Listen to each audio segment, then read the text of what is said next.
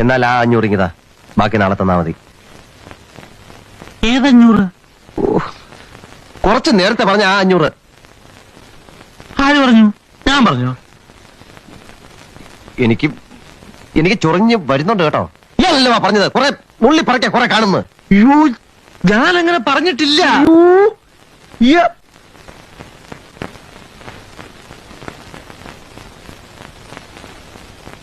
ശരി, എല്ലാം പോട്ട്. ഇപ്പൊ എത്ര തരാ?